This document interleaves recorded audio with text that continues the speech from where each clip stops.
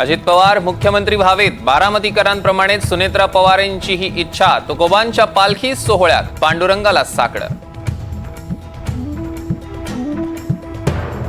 षण्मुखानंद सभागृह येथे आज महायुतीचा महामेळावा. मुख्यमंत्री शिंदे, उपमुख्यमंत्री फडणवीस आणि अजित पवार कार्यकर्त्यांना करणार संबोधित. 13 जुलैच्या आत मराठ्यांना आरक्षण नाही दिलं तर परिणाम भोगायला तयार रहा. हिंगोलीतनं जरांगे पाटलांचा राज्य सरकारला इशारा.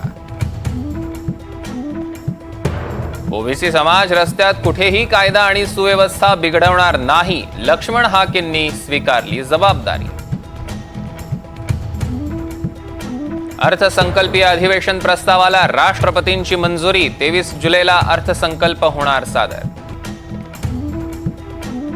भाजपचे माजी उपमहापौर राजू शिंदे ठाकरे गटात प्रवेश करणार. रावसाहेब दानवे, हरिभाऊ बागडे, अतुल सावेंकडनं मनधरणीचे प्रयत्न.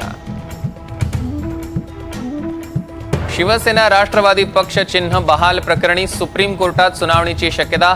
15 जुलैला ठाकरे गटाची तर 16 जुलैला शरद पवार गटाची सुनावणी.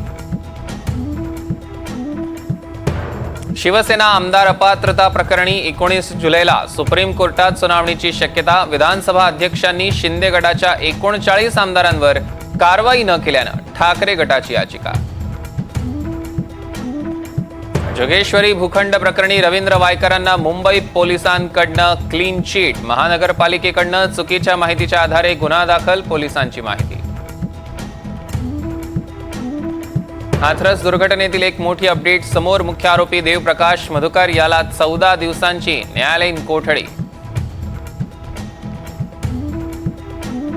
ओबीसी आरक्षणासंदर्भात सोमवारी बैठक. सह्याद्री अतिथीगृहावर मुख्यमंत्री उपमुख्यमंत्र्यांच्या उपस्थितीत बैठकीचं आयोजन.